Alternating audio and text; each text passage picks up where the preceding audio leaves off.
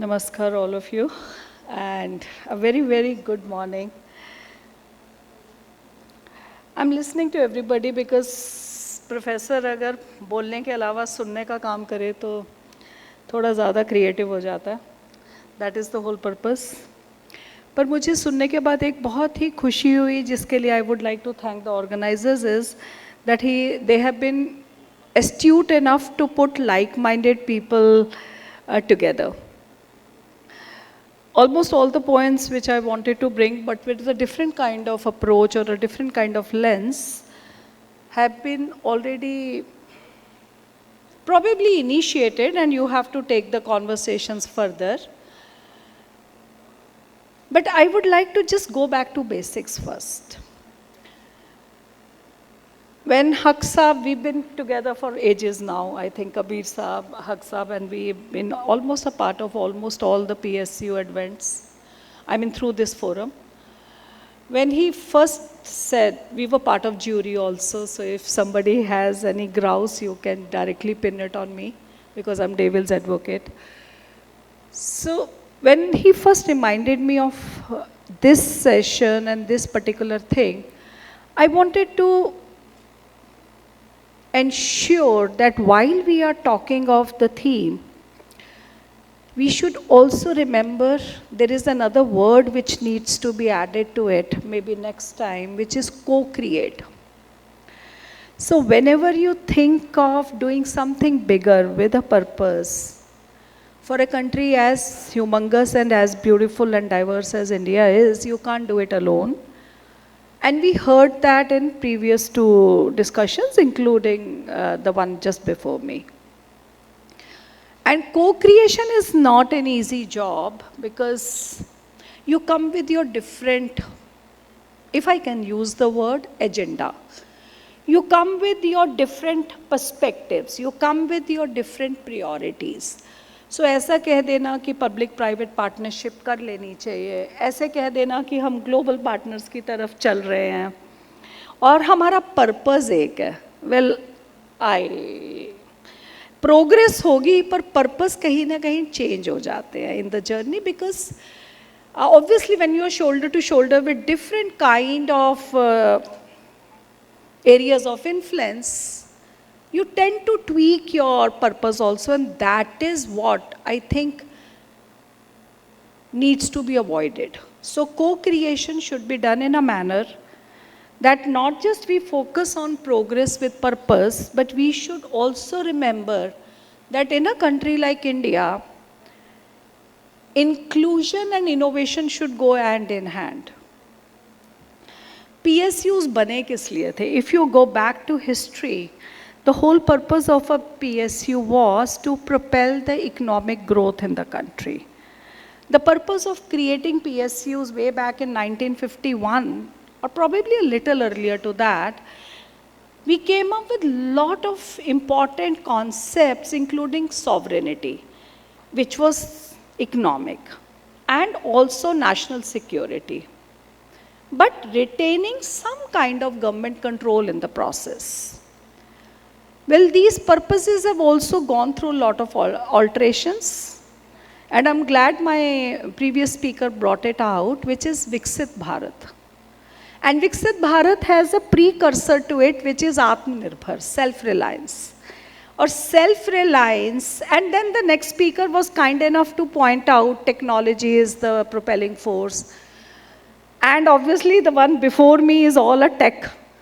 So technology, innovation, self-reliance, if you blend it together, it becomes a new cocktail called as technology sovereignty.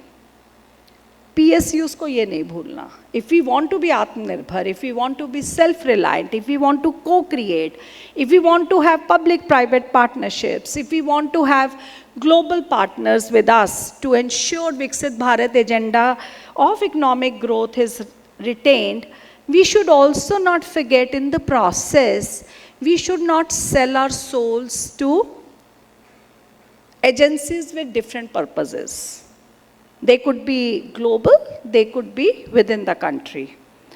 And that is where technology sovereignty will become a lighthouse for us, because technology sovereignty is directly connected to national security, and we saw that in Operation Sindhur also. Now, when I've studied PSUs enough, I've taught them, I think, almost all of them, all the sails and gales on this earth and power grids also.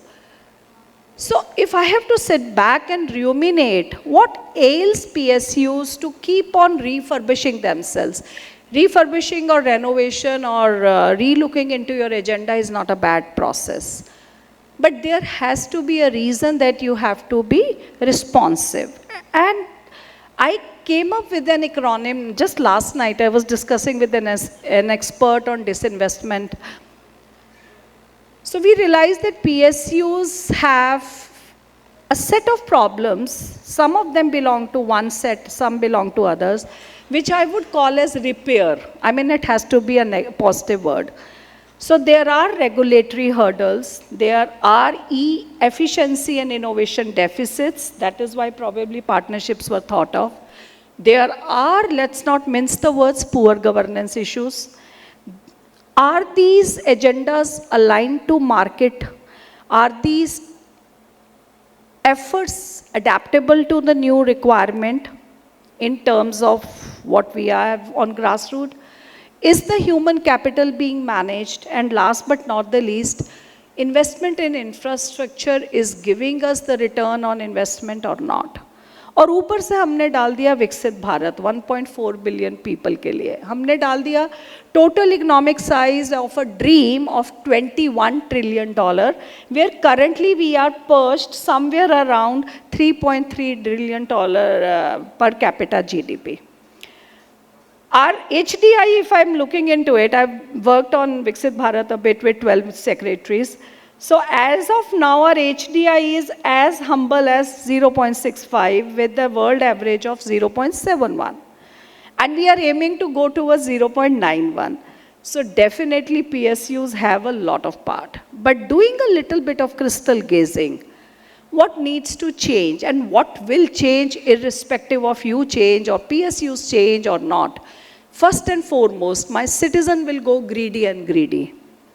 Okay, in a very positive manner. They would want enablement. They would demand and not just be passive recipients of services given by you, be it at railways or infrastructure or whatever. Second, government will just stay a catalyst with minimum resources, and resources might be chipped in together. Ownerships of the civil society and such bodies would be higher even in service delivery. So Amrit Kal governance will be very different. So disruptive innovation is the way forward, for which you have to remember technology is a solution but not the starting point, just an enabler. The focus has to be needs and aspirations of the citizens, 1.4 billion as of now. Policy making, somebody mentioned, has to be always looked into, again, not for the conventional perspective, but more from the perspective of co-creation, which I said is an important word.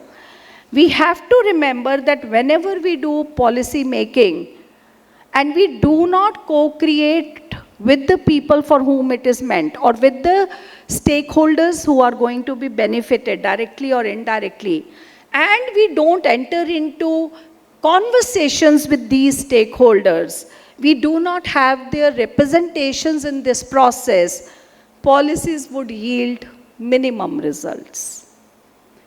So co-creation is there, where crowdsourcing of policy making is done by PSUs in a very proactive manner, where collaboration is done in a manner where proprietary solutions do not hijack our Atmanirbhar Bharat agenda, where policy labs are robust and stringent and IPR issues are not diluted, and my governance in PSU is responsive to 4 E's: ethos, ethics, equity, and efficiency. None of them are any lesser important, but would get important if you forget that India is a republic where public is the main part of it. Thank you.